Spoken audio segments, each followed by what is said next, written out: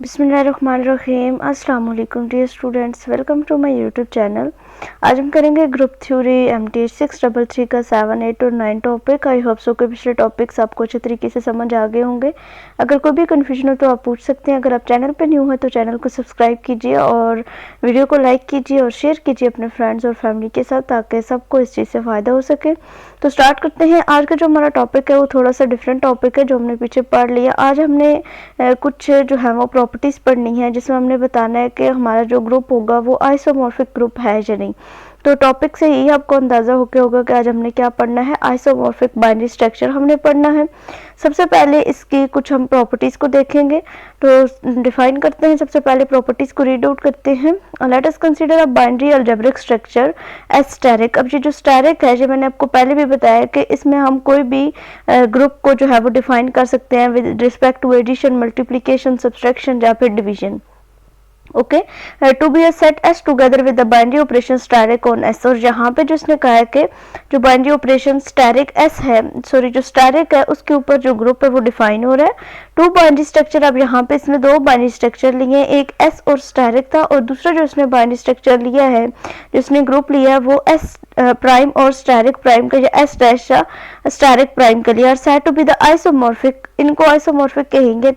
कब कहेंगे? आगे कुछ प्रॉपर्टीज हैं कि सबसे पहले क्या होना चाहिए, if there is 1-to-1 correspondence between the elements x of s and the element x prime of s prime. ठीक है, कहते हैं कि अगर ये दोनों कि s स्टैरिक जो है वो आपको एक बाइनरी स्ट्रक्चर दिया गया है और s प्राइम और स्टैरिक प्राइम जो है वो आइसोमॉर्फिक कहेंगे जब इन दोनों ग्रुप्स के दरमियान क्या हो, एक 1-to-1 correspondence हो। ठीक है, यानी कि 1-to-1 रिलेशन इनके दरमियान हो between the x of s and the element x prime of s prime, such that, यानी कि जो x है वो क्या होना चाहिए, बिलोंग करना चाहिए x प्राइम से, जो y है वो बिलोंग करना चाहिए y प्राइम से, एंड x स्टैरिक y ये इन दोनों में एक रिलेशनशिप होना चाहिए, x स्टैरिक और x prime y prime and asterisk prime का। Okay, a 1-to-1 corresponding exists if the set s and s prime have the same number of element। वही बात जो हम पहले पढ़ चुके हैं कि 1-to-1 जो हमने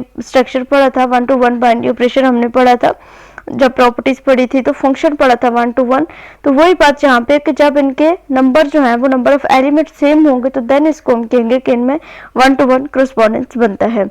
उसके बाद आगे चलें तो इसकी डेफिनेशन देख लें। Let S asterisk and S prime asterisk prime are the binary algebraic structure and isomorphism of S with the S prime is 1-to-1 function phi. अब यहाँ पे जो फंक्शन डिफाइन हुआ है वो क्या फंक्शन डिफाइन हुआ है, फाई का फंक्शन डिफाइन हुआ है, mapping s on to s prime such that, अब इसकी मैपिंग क्या होगी, phi x asterisk y is equal to phi x and asterisk prime and phi y for all x y belong to s। इनके जितने भी x y आपके जहाँ पे वेरिएबल्स यूज होंगे वो बिलोंग टू करने चाहिए s से। और जो फाई है इसको आप एज अ डिफरेंशिएटेबल, यानी कि जब हम डिफरेंशिएट करते हैं किसी चीज़ को, जब डेरिवेटिव लेते हैं किसी चीज़ का, तो ब्रैकेट के अंदर जो हमारे एलिमेंट्स यूज होते हैं, आप इसको एज अ प्रोडक्ट रूल भी ले सकते हैं कि x asterisk y is equal to five x and asterisk five y। ठीक है, इन दोनों को अलग अलग इनके ऊपर हम जो फाइव है वो अप्लाई कर देंगे, यानी कि डेरिवेटिव आप इसको अप्लाई कर देंगे। अब सबसे पहले देखते हैं कि किस तरीके से हम शो कर सकते हैं कि जो बाइनरी स्ट्रक्चर है वो क्या है, आइसोमॉर्फिक बाइनरी स्ट्रक्चर है। सबसे जो पहला स्टेप है उसमें ये स्टेप्स आपने माइंड में रखने, ये स्टेप आपको पता होंगे तो समझे आपका प्रॉब्लम जो है वो सॉल्व हो गया। सबसे पहले क्या करना होगा कि define the function phi such that isomorphism of S and S asterisk S prime, यानी कि सबसे पहले अपने एक फंक्शन डिफाइन करना है जो भी हमने पढ़ा है कि इसमें 1-to-1 correspondence होती है एस और एस स्टैरिक प्राइम में।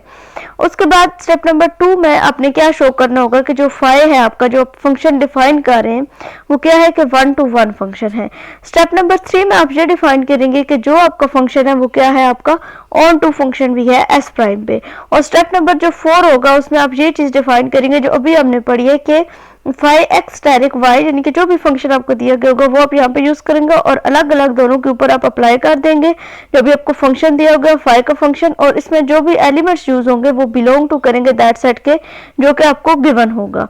तो एग्जांपल कर लेते हैं। We show that the binary structure positive, यानी कि रैशनल नंबर आपको पॉजिटिव दिए गए हैं is isomorphic to the structure R positive.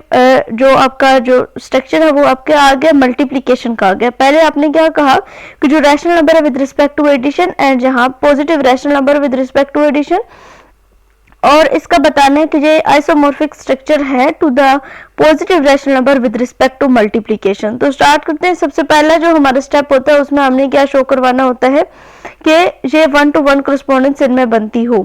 तो देखिए सबसे पहले हम देखते हैं कि फाइव यहाँ पे हमने एक रिलेशन डिफाइन कर दिया। आपको ये चीज नजर आ रही होगी, यहाँ पे रिलेशन हमने डिफाइन किया पॉजिटिव रैशनल नंबर से जो विद रिस्पेक्ट टू मल्टीप्लीकेशन था, उसके ऊपर हमने ये रिलेशन डिफाइन किया।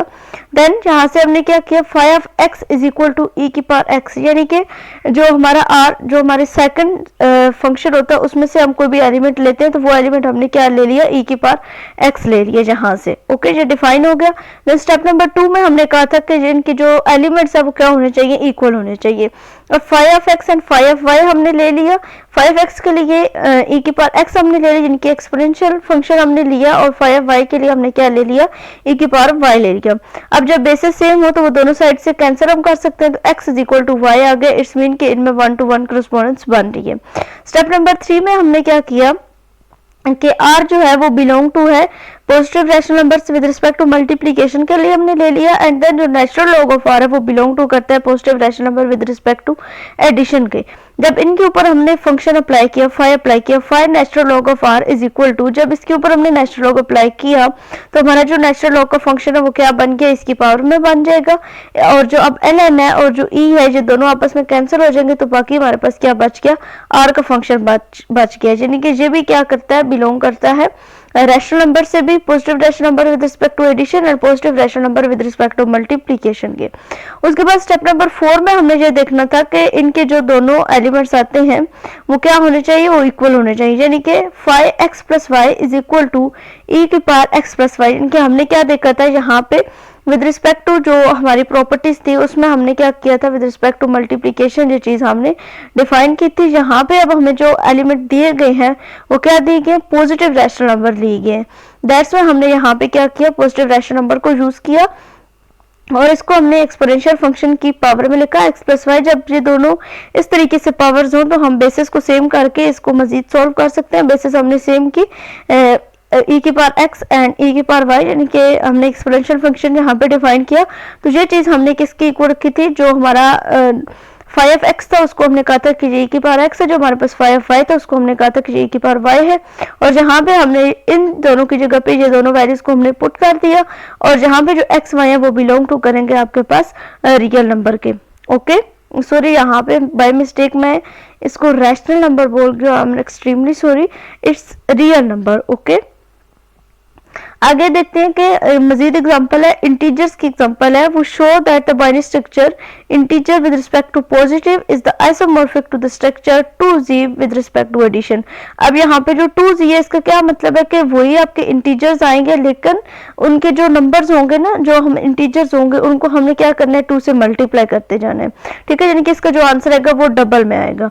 तो सबसे पहले हमने ये चीज शो करनी है, जो हमारा सबसे पहले फंक्शन था उसको हमने डिफाइन कर लिया। इंटीजर्स जो है वो 2z यानी कि डबल इंटीजर्स के आ रहे हैं। तो यहाँ पे हमने जो इसका लिया एलिमेंट वो क्या लिया, हमने m लिया, z के लिए हमने 5m लिया, और जो हमारा 2z था उसके लिए फिर क्या बन जाएगा, 2m बन जाएगा। फिर इसी तरीके से हमने 5m ले लिया z के लिए एंड 5n जो है वो हमने ले लिया 2z के लिए। तो जब दोनों के ऊपर हम अप्लाई करेंगे तो ये किसके इक्वल हो जाएगा, 2m और 2n के इक्वल हो जाएगा। दोनों साइड से हमने 2 को कैंसिल कर दिया तो इक्वल टू क्या आ गया, m इज इक्वल टू हमारे पास n आ जाएगा। ठीक है, ये चीज हमने यहाँ पे डिफाइन करनी थी। देन स्टेप नंबर 3 में जो हमारे पास था वो क्या था कि if n belong to 2z, यानी कि जो n है वो अगर 2z से बिलोंग करता है, यानी कि जो इंटीजर्स है वो उसके डबल हो, then m is equal to किसके आ जाएगा, n ओवर 2। ये बिलोंग करेगा इंटीजर से, एंड जो 5m है वो किसकी इक्वल आ जाएगा, 2 इंटू m n ओवर 2। यानी कि जो n की वैल्यू है वो अब हमने दो टर्म्स मजीद करनी, यानी कि जो हमारे इंटीजर्स है वो क्या देंगे, हमें 2z देंगे। दैट्स व्हाई यहाँ पे इसको हमने क्या कर दिया, 2 इंटू 2 n ओवर 2 लिख दिया। जब ये दोनों 2 और 2 कैंसिल हो जाएंगे तो पीछे हमारे पास वही चीज बच जाएगी, 5m is equal to n। और स्टेप नंबर जो 4 था उसमें हमने फिर से ये चीज प्रूव करनी थी कि 5m प्लस n यहाँ पे विद रिस्पेक्ट टू एडिशन, क्योंकि हमारे पास जो फंक्शंस हमें दिए गए हैं वो विद रिस्पेक्ट टू एडिशन है, दैट्स वाई हमने जो जहाँ पे वैल्यूज ली हैं वो m+n की फॉर्म में ली हैं। तो 5m+n इक्वल टू 2m+n, जारी बात है जो हमें इंटीजर्स दी गई वो क्या है 2z में हमने उनको लेके जाना है। जब इनको मल्टीप्लाई किया तो 2m+2n, और जहाँ पे फिर हमने वही वैल्यू ली थी 5m equal to 2m and 5n equal to 2n, और वही चीजें हमने यहाँ पे प्रूव कर दी है 5m एंड 5n, और जो mn है वो बिलोंग टू करेंगे आपके इंटीजर से। बस ये 4 स्टेप्स आप लोगों ने माइंड में रखने हैं, ठीक है।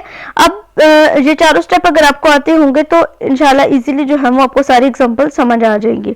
अब जो नेक्स्ट टॉपिक है उसमें हमने क्या करना है कि हमने शो करना है कि ये आइसोमॉर्फिक नहीं है। तो मैथ में ये होता है कि अगर वो आइसोमॉर्फिक नहीं है तो तब भी मैथमेटिशियन कुछ ना कुछ उसको लेट करके उसको प्रूफ कर देते हैं, ठीक है। लेकिन अगर ये आइसोमॉर्फिक नहीं है तो फिर क्या सिचुएशंस होंगी। सिंपली जो ये रूल्स हमने देखे हैं कि इनमें जो रिलेशन है वो 1 to 1 होना चाहिए, इनके एलिमेंट्स को इक्वल होना चाहिए, और जितने भी हमारे एलिमेंट है वो बिलोंग टू करने चाहिए जो हमें फंक्शन दिया गया होगा उसके। और जो हमने जब इसको नॉट आइसोमॉर्फिक प्रूव करना होगा तो सिंपली इसके ऑपोजिट हो जाएगा कि ना तो उनमें कोई 1 to 1 रिलेशन बनेगा, ना ही उनके एलिमेंट्स इक्वल होंगे, और ना ही जो है वो उनके जो एलिमेंट हम लेंगे वो बिलोंग टू करेंगे दैट सेट जो कि हमें गिवन होगा। ओके, तो यहाँ पे जो है वो वही चीजें दी गई हैं, इनको आपने जो है वो एक दफा रीड आउट कर लेना है। और जहाँ पे कुछ एक दफा मैं भी आपको रीड आउट कर देती हूँ कि how to show the binary structure are not isomorphic. A structure property of the binary structure is one that must be shared by any isomorphic structure. It is not concern with the name और the same other non structure characteristic of that. ये structure और non structure जो properties है ये हम आगे देखते हैं कि ये कौन कौन सी प्रॉपर्टीज होती हैं, उसके बाद आपको ये जो डिटेल है ये अच्छे तरीके से समझ आ जाएंगे। अब सबसे पहले देखते हैं कि पॉसिबल स्ट्रक्चर प्रॉपर्टीज क्या है। द सेट हैज 4 एलिमेंट, कि जो एलिमेंट्स होने चाहिए वो क्या होने चाहिए 4 होने चाहिए। द ऑपरेशन इज कम्यूटेटिव, कि जो ऑपरेशन हम उसके ऊपर अप्लाई करें वो क्या होना चाहिए कम्यूटेटिव होना चाहिए। X direct x is equal to X होना चाहिए for all X belong to S. S means कि जो भी आपको फंक्शन दिया गया होगा वो इक्वेशन जो है वो a direct x is equal to b होनी चाहिए। The solution x and s, जो उसका सॉल्यूशन होगा वो क्या होना चाहिए एस में होना चाहिए, और जो बिलोंग करेगा जो ए बी होंगे वो भी क्या होना चाहिए बिलोंग टू करनी चाहिए दैट सेट के जो कि आपको गिवन होगा। इसी तरीके से कुछ नॉन स्ट्रक्चर प्रॉपर्टीज है, इसमें जो नंबर है the number 4 is an element. जहां पे जो प्रॉपर्टीज हमें दी गई उसने कहा था कि द सेट हैज 4 एलिमेंट, ठीक है, कि जो हमें सेट दिया गया होगा उसके एलिमेंट्स ही 4 होंगे।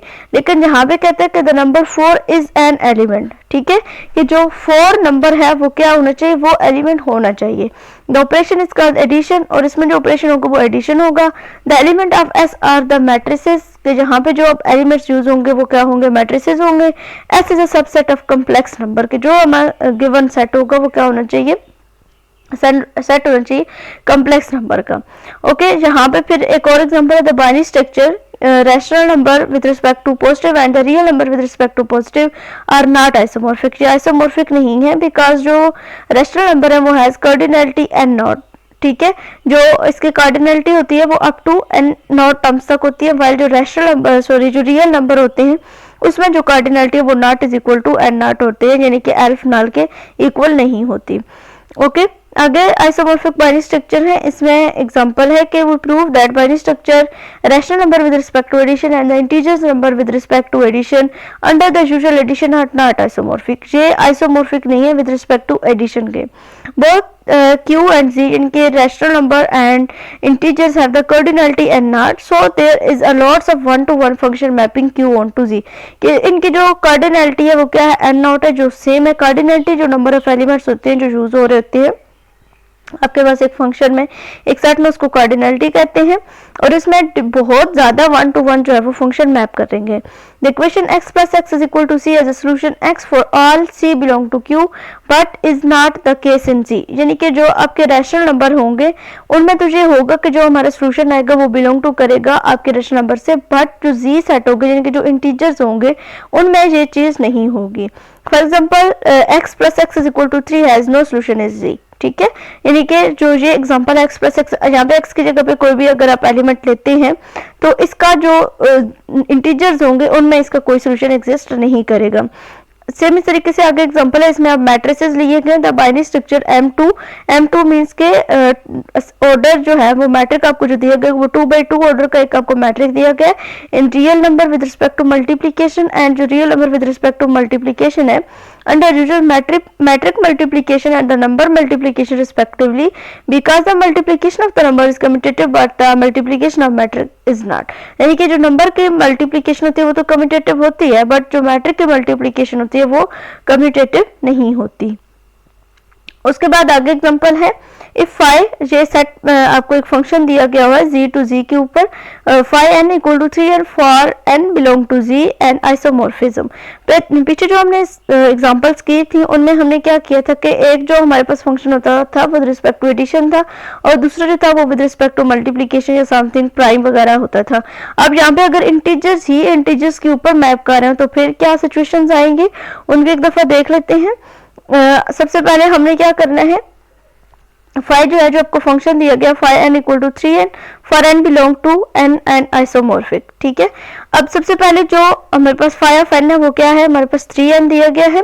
जब ये 3n है तो इट्स मीन कि जो हमारे पास फाई m होगा वो भी 3m होगा, क्योंकि हमने ये बताना है कि जो इनकी एलिमेंट्स है वो सेम है, वो इक्वल है, ठीक है। x इक्वल टू y हमने देखा था, यहाँ पे m n यूज हो रहे हैं तो हम यहाँ पे m और n यूज करेंगे, तो 3 दोनों साइड से cancel, m equal to n आ जाएगा। अब जो आपने नंबर चूज किया वो क्या किया है कि 5 आपने कहा कि वो बिलोंग टू करता है आपके इंटीजर से, phi m equal to 3, m is equal to 5 but m is equal to 5/3। अब यहाँ से जो m की वैल्यू निकलेगी, यानी कि ये जो चीज हमें दी गई 3m इज इक्वल टू 5 हमारे पास आता है, तो यहाँ से जो m की वैल्यू निकल रही है वो 5/3 निकल रही है, जो कि इंटीजर से बिलोंग नहीं करती, ठीक है। तो इसको हम क्या नहीं कह सकते कि ये एक आइसोमॉर्फिक है, ओके। तो इफ इज फाई जो है वो z अगर इंटीजर्स के ऊपर मैप हो रहे हैं तो phi n equal to 3 is homomorphism, ठीक है। अगर ये होमोमॉर्फिज्म है तो फिर आपने क्या करना है कि यहाँ पे वही चीज जो हमने देखी थी होमोमॉर्फिज्म में यही था कि इसमें 1 to 1 जो है वो कॉरेस्पॉन्डेंस होनी चाहिए। जो इसके नंबर्स हैं वो जो हमने प्रॉपर्टीज देखी थी एक ये वाली m plus n equal to 3 into m plus n and 3m plus 3n is equal to 5m and 5n, ये प्रॉपर्टी हमने देखी थी, और यहाँ पे जो m n है वो बिलोंग टू करेंगे आपके इंटीजर से, ओके। उसके बाद सेम इसी तरीके से आपको एक और एग्जांपल दी गई, इसमें आप phi n equal to n plus 1 दिया गया है, ये भी बिल्कुल सेम इसी तरीके से है। आपने चारों प्रॉपर्टीज को अप्लाई करना है, होप सो कि ये प्रॉपर्टीज आप अच्छे तरीके से आपको समझ आ गए होंगे। अगर फिर भी कोई कंफ्यूजन हो, कोई चीज समझ ना आ रही हो तो आप कमेंट बॉक्स में पूछ सकते हैं, व्हाट्सएप ग्रुप ज्वाइन कर सकते हैं। तो चैनल को लाजमी सब्सक्राइब किया कीजिए। देखिए आपके जो रेशो आ रही है वो 70% लोग ऐसे हैं जिन्होंने सब्सक्राइब नहीं किया हुआ, तो काइंडली चैनल को सब्सक्राइब कर दीजिए, इससे हमें पता चलता है कि हमारा जो लेक्चर्स हैं वो आपको अच्छे तरीके से समझ आ रहे हैं। अगर कोई भी मिस्टेक हो या कोई चीज़ आपको अच्छी नहीं लगती हमारे वीडियो लेक्चर्स में तो आप काइंडली उसको हाईलाइट किया करें, हमें बताएं कि आपके ना सब्सक्राइब करने की वजह क्या है। मुझे दीजिए इजाज़त, मिलते हैं अपने अगले लेक्चर में, तब तक के लिए अल्लाह हाफिज़।